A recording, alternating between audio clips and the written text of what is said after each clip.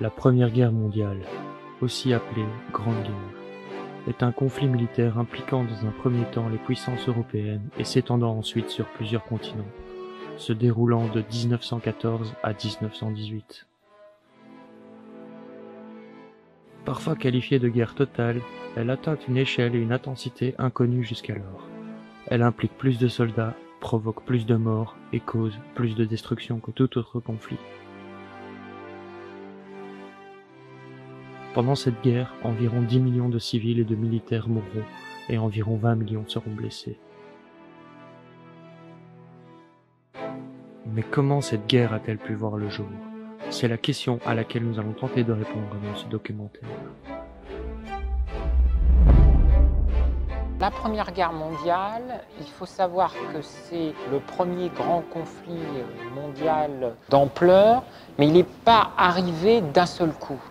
Ce qu'il faut comprendre, c'est qu'il a ses origines, on va dire, dans une histoire beaucoup plus lointaine. Il faut remonter plusieurs siècles en arrière. Et la première date qui me vient à l'esprit, c'est 1519. En 1519, la France de François Ier est encerclée par l'Empire des Habsbourg de Charles Quint.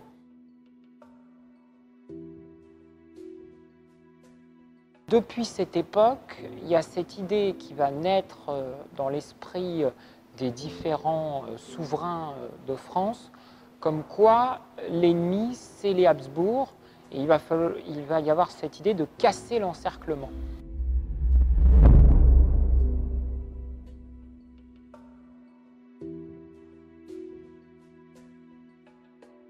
La guerre de 30 ans est le premier grand conflit des temps modernes. Elle débute le 23 mai 1618 par la révolte des sujets tchèques protestants de la maison de Habsbourg contre la restauration du catholicisme en Bohême.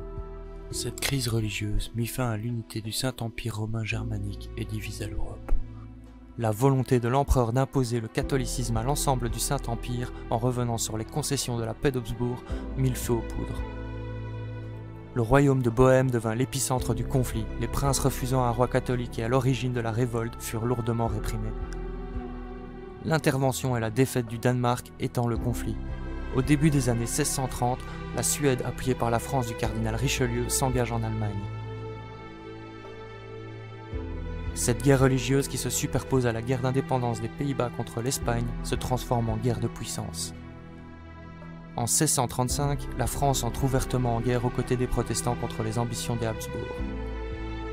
Centre du conflit, l'Allemagne perd près d'un tiers de sa population, décimée par les exactions, pillages et épidémies.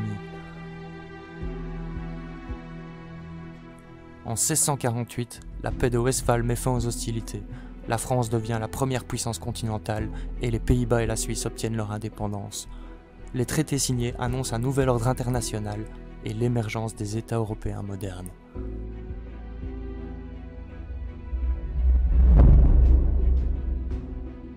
Et donc la Prusse est un pays qui est né de, en tout cas la puissance de la Prusse est née de cette aide qu'ont apporté les Français, la France de Louis XIII et de Richelieu, aux petits princes protestants. À tel point que la Prusse va devenir l'arbitre dans les conflits qui vont opposer la France et l'Angleterre durant le XVIIIe siècle, sous le règne de Louis XV. D'abord la guerre de succession d'Autriche entre 1744 et 1748, avec Frédéric II comme arbitre, et à nouveau Frédéric II comme arbitre, mais cette fois-ci dans le camp opposé à la France à cause du renversement des alliances, dans la guerre de 7 ans entre 1756 et 1763. Et comme la France de Louis XV a trahi la Prusse de Frédéric II, les Prussiens, alors qu'ils étaient avant admiratifs de la France, vont nourrir un certain ressentiment à l'égard de la France, qui va s'aggraver avec la Révolution française, puisqu'on a une Europe qui est monarchiste globalement, et une France qui devient républicaine, puis consulaire et enfin impériale. Et malheureusement, le mouvement des nationalités au XIXe siècle, qui va naître après l'épopée napoléonienne, va se faire contre la France, en particulier par rapport à la Prusse. Et c'est comme ça qu'on arrive en 1870. Et avec malheureusement, Napoléon III va échouer à Sedan. Et là, on arrive à la défaite de 1870.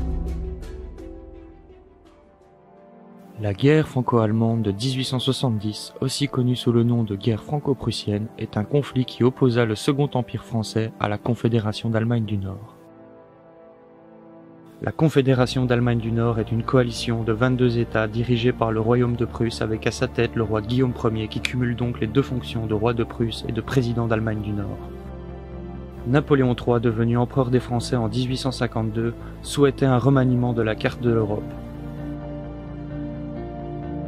De son côté, Otto von Bismarck, ministre-président du Royaume de Prusse et chancelier de la Confédération de l'Allemagne du Nord, souhaitait unifier l'Allemagne autour de la Prusse. Après diverses manœuvres politiques et grâce à la neutralité française, la Prusse de Bismarck put battre en 1866 l'Autriche et ses alliés, les États allemands du Sud.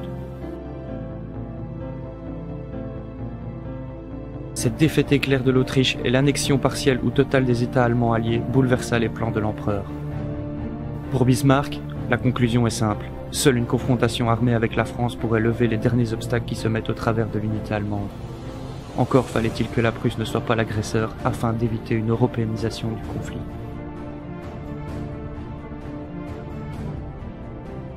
Suite à la Révolution espagnole de 1868, la reine Isabelle II se voit contrainte d'abdiquer. N'arrivant pas à trouver un accord sur le nouveau type de gouvernance, les révolutionnaires se mirent en quête d'un nouveau roi. Après avoir envisagé plusieurs possibilités, la gouvernance fut proposée à Léopold de Hohenzollern, qui se trouvait être le cousin de Guillaume de Prusse. La France, craignant un nouvel encerclement, s'opposa à ce qu'une puissance étrangère mette l'un de ses princes sur le trône d'Espagne, et voulut s'assurer que plus jamais aucun membre de la famille Hohenzollern ne briguera la couronne. Pour apaiser les craintes de la France, le prince allemand a retiré le 12 juillet sa candidature au trône d'Espagne à la demande de l'ambassadeur de France envoyé auprès du roi de Prusse à Bad Ems. Mais le roi refuse l'engagement de ne plus briguer la couronne. Il en réfère à Bismarck, qui en informe la presse et ensuite ses diplomates. Le 13 juillet 1870, une dépêche habilement tronquée par Bismarck soulève une tempête dans l'opinion française comme dans l'opinion allemande. Des deux côtés du Rhin, on en appelle à la guerre contre le voisin. C'est ainsi que le 19 juillet 1870, la France entre en guerre contre la Prusse et comme le souhaitait Bismarck, la France tient le rôle d'agresseur. Ce qui encourage les autres États allemands du Sud à joindre leurs forces à la Fédération d'Allemagne du Nord.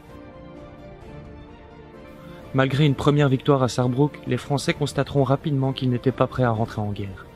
Malgré quelques victoires, ils se retrouvent dominés sur presque tous les fronts. Le 2 septembre 1870, l'empereur Napoléon III est fait prisonnier, ce qui ne mit pas pour autant fin au conflit. Le 4 septembre 1870, l'empereur Napoléon est désavoué et la Troisième République est proclamée. Tant bien que mal, le gouvernement de défense nationale tente de réorganiser l'armée et de repousser les troupes ennemies, mais sans succès. Paris se trouve assiégé et les Français continuent d'aller de défaite en défaite. C'est le 18 janvier 1871, dans la galerie des glaces du château de Versailles qu'est proclamé l'Empire allemand. Guillaume Ier devient l'empereur. L'objectif de Bismarck est alors atteint. L'Allemagne est unifiée. La France capitulera le 26 janvier 1871. Un armistice fut signé. La guerre ne finit pas immédiatement. Certains conflits ont duré jusqu'à la fin des négociations pour les nouveaux tracés des frontières. La France perd l'Alsace et une partie de la Moselle et doit s'acquitter d'une indemnité de guerre s'élevant à 5 milliards de francs or. Une partie du territoire restant occupée jusqu'à paiement de la dette. Ce conflit et toute l'humiliation qui en résulte fut l'une des raisons pour laquelle la France s'engage dans la Première Guerre mondiale.